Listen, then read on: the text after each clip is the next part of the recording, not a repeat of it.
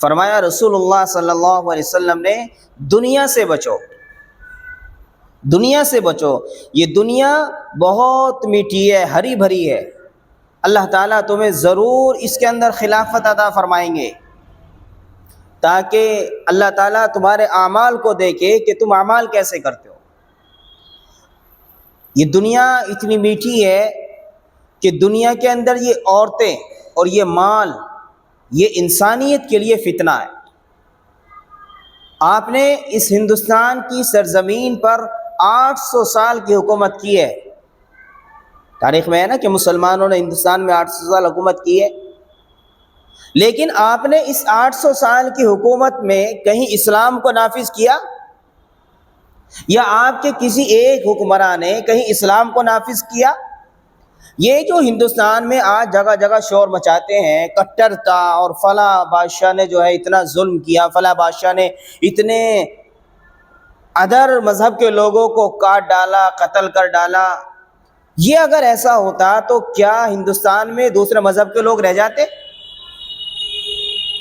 آپ نے 800 سال کی اس حکومت میں آپ کے حکمرانوں نے، آپ کے بادشاہوں نے کہیں بھی اسلام کو نافذ کرنے کے بارے میں سوچا تک نہیں تھا، ورنہ آج اسلام کا پرچم لہرا ہوتا۔ انہوں نے اپنی حکمرانی کی ہے، اپنی سلطنت کو بڑھانے کے لیے حکمرانی کی ہے، اپنی قیادت کو بڑھانے کے لیے حکمرانی کی ہے، اپنی سیاست کو بڑھانے کے لیے حکمرانی کی ہے۔ ان کی اپنی سیاسی مفاد پرستی تھی اس کے اندر۔ اسلام کے لیے مسلمان تھے، وہ یہ نہیں کہا جا سکتے ہیں مسلمان نہیں، مسلمان تھے، لیکن بہرحال 800 سال آپ کی حکومت رہی، لیکن یہ 800 سال کی حکومت کا زوال، اس کا سبب کیا بنا؟ اس کا سبب بنا شراب اور عورت۔ حدیث پاک کے اندر آیا نا کہ عورت فتنہ ہے۔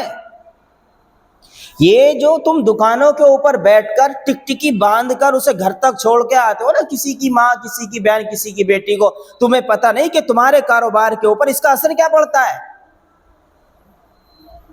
تم یہ تھوڑی سی لذت کے لیے اپنے کاروبار کو دیمک کی طرح تم خود کھا رہے ہو، اپنی روزی کو دیمک کی طرح تم خود کھا رہے ہو۔ بد نظری ایک ایسی دیمک ہے جو تمہارے کاروبار کو دھیرے دھیرے کھا جاتی ہے۔ بد نظری ایک ایسا گناہ ہے جو تمہارے دل کے اوپر ایسا میل لگا دیتا ہے جو تمہیں اللہ کے سامنے جھکانے کی توفیق نہیں دیتا۔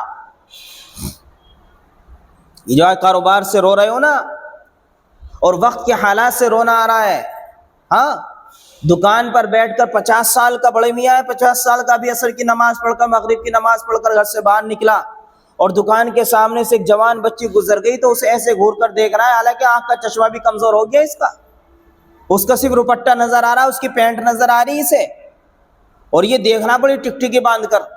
اور اللہ کے بندے اپنی عمر کا تو خیال کر۔ تو یہ پتہ نہیں اللہ کے نبی علیہ الصلوۃ والسلام نے اس کے بارے میں کیا حکم فرمایا ہے۔ اور جیسے تو کسی کی طرف نگاہ اٹھا کر دیکھ رہا ہے، تیری بھی تو گھر میں کوئی بیٹی ہے، اسے بھی تو کوئی دیکھ سکتا ہے، تیری بھی تو گھر میں بہو ہے، اسے بھی تو کوئی دیکھ سکتا ہے۔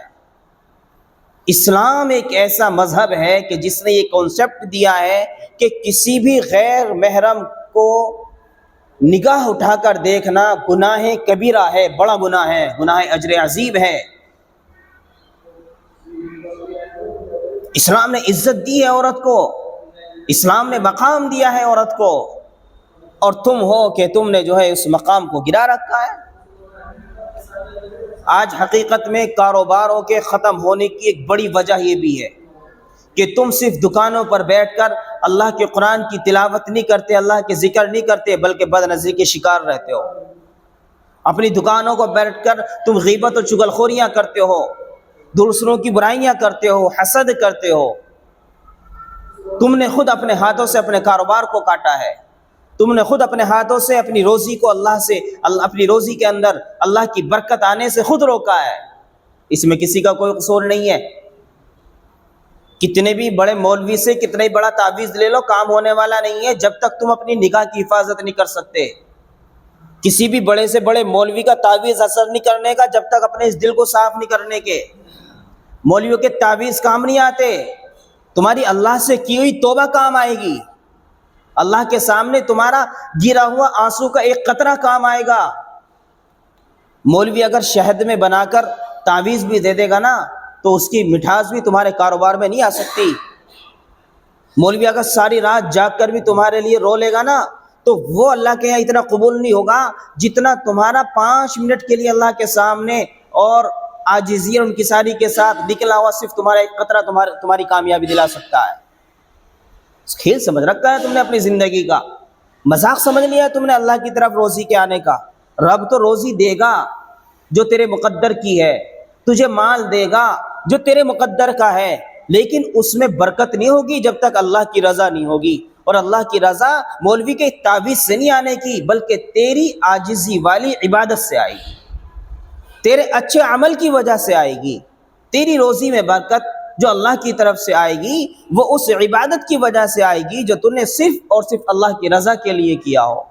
جو گناہ تو نے چھوڑے ہیں اور جو تو گناہ چھوڑنے کی اللہ سے توبہ کر رہا ہے ان کی وجہ سے اللہ تبارک و تعالیٰ تیری روزی کے اندر برکت بھی ڈالے گا, تیرے مال میں بڑھوتری بھی ہوگی, تیرے گھر میں بھی محبت ہوگا, اتحاد ہوگا, اتفاق ہوگا, تیری دکان بھی چلے گی, کاروبار بھی چلے گا.